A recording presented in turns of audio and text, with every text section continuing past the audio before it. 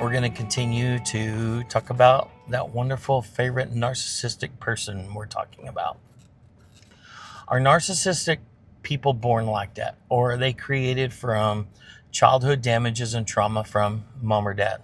Sexual abuse, mental abuse, psychological abuse is from childhood. Understanding why she is the way she is will help you stop blaming yourself. Your tapes and wounds don't fire, and you out there being a hero trying to save her, you understand you can't save her. You understand that it's a giant red flag and you need to move the hell on down the road. I didn't learn that. I learned it the hard way. I'm still fighting that situation. I messed up a couple of times. I didn't know any different. I didn't know any better. Mask. We're going to talk about mask a lot because masks are huge for high conflict or narcissistic people. They hide behind masks. So mask is like mirrors in a room. You go to a carnival or fair and you go to the mirror deal and you the maze with all the mirrors and you see different visions of you walking through the maze and you're trying to find your way out. It's the same thing with mask with narcissistic people. They hide behind those mirrors because they put on a fake front persona, and also they have their own shit. They have their own fears. They play the victim. It's always somebody else. It's never them. No accountability, you name it. A wounded child grows into an adult who uses control, manipulation, and domination to feel safe. And that wound doesn't disappear at all. It mutates, it grows worse, but she fears abandonment. So she has to control everything. She fears being exposed as not enough, so she attacks your confidence. They never understand self-accountability. They don't even understand accountability when they've done something wrong and gotten in trouble. It's never them. They're the victim. They play the victim. Goes back to the mask again. All of these things and characteristics are masked that the narcissistic person hides behind. She fears vulnerability, so she lives behind mask. Here we are again, mask.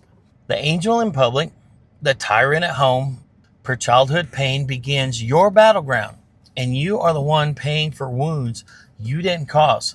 This is where men get trapped. I got trapped. I've been through this a couple of times. This last one was pretty bad. This is probably the worst of all of them, to be honest. I didn't have a clue. I didn't understand. And those red flags that were waving and shining real loudly and proudly, I thought I could fix them. I thought I could go around them. And I thought taking the high road, you can't love a narcissist into being whole. It's her story, her shit. She's in it. You can't even medically fix these people. There is not even a happy pill that will fix these people. These people, the only way they can deal with this is learn to self-acknowledge. And then they have to learn to figure out a way to cope. It's the key objective. Learning to self-acknowledge their own shit. They are in denial and they do nothing wrong. It's everybody else. If they've got multiple personality disorder, type 2s, and bipolar, good God, look out. Because it's a fucking mess. Her wounds explain her behavior. We talk a lot about behavior. We talk about behavior from parent A and parent B. We talk about behavior because courts acknowledge behavior as a basis of underlying facts in child custody cases, or really any case. It goes back to behavior. Narcissistic people can't control their behavior. They can't stand it. They're so obsessed with control that they can't behave. You didn't cause it and you can't cure it. The only thing you can do is protect your peace. You can rebuild your strength and stop sacrificing yourself to fix someone else who doesn't want to change. More mask, more mask. The empath can't fix her. You can't love them enough. You can't do enough. You can't get them exposed enough to self-help. It don't matter. You can do it till you're blue in your face. And you'll be lucky if you can even get them to go there. The only reason they're going to participate in anything with you is because they see it as a way to empower over you. or they're hiding behind a mask because they want to look better. They want to look like the princess. They want to look like the player. But in all reality is they are just scheming inside. Their mind is going nuts and they are mind fucking themselves like crazy, scheming up to the next thing to attack and tear you down. A lot of extreme narcissistic people have multiple personality disorders, as we have mentioned. And on an extreme side, conflicting type B, and it makes it even worse. And if they're bipolar, it makes it even worse. The older they get in life, the worse and more issues they develop. They can even get to the point where they start developing sicknesses, even dementia early on. These folks usually are attached to a Jezebel spirit, an Ahab spirit, a Leviathan spirit. It gets real deep. And why I'm bringing this up is it's real. If you don't believe me, open up the Bible and read. Spirits are real. Devil is real. Satan is real. Evil is real. Jezebels, you cannot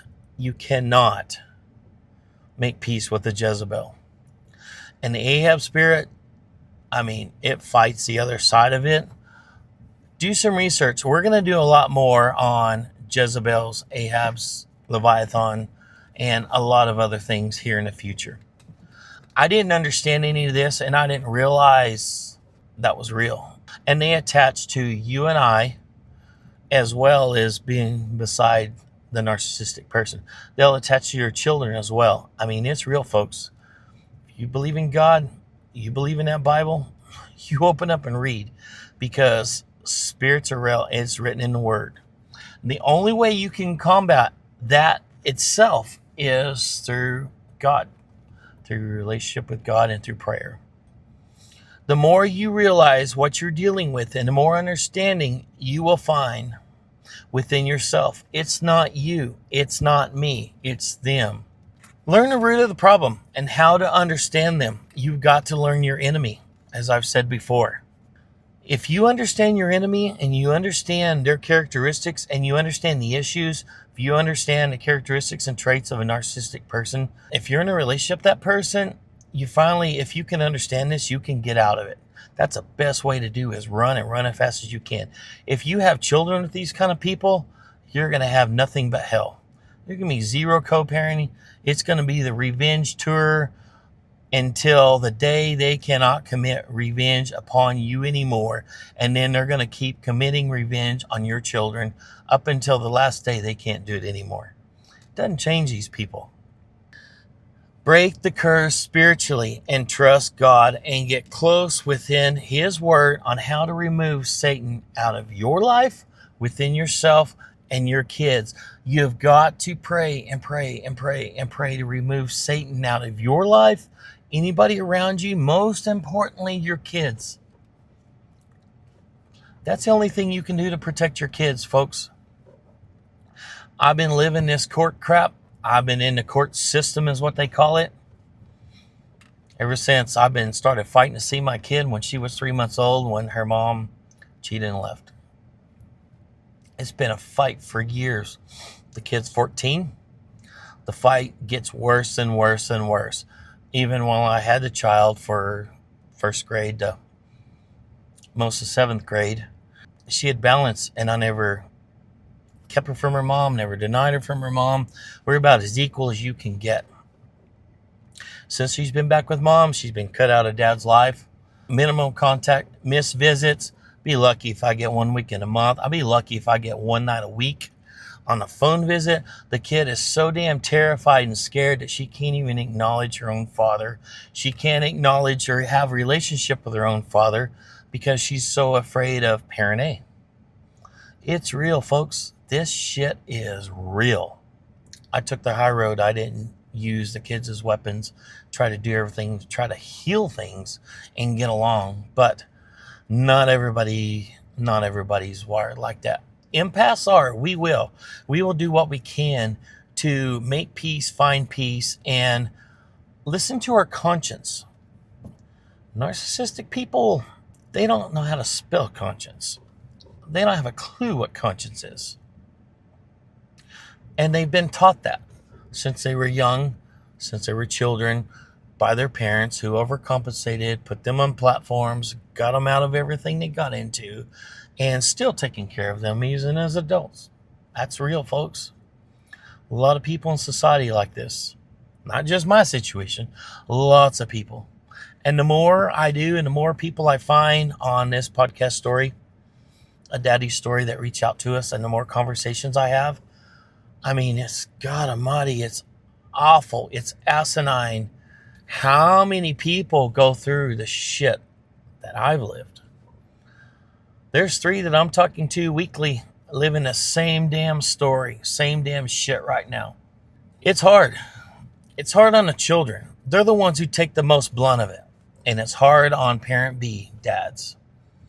People want to know why dads walk away and give up on their children and give up part of the fight. Number 1 is financial. Number 2 is mentally they just can't do it anymore. And number 3, they commit suicide and they're dead. You can say, well, it's not parent A's fault that they chose to do that.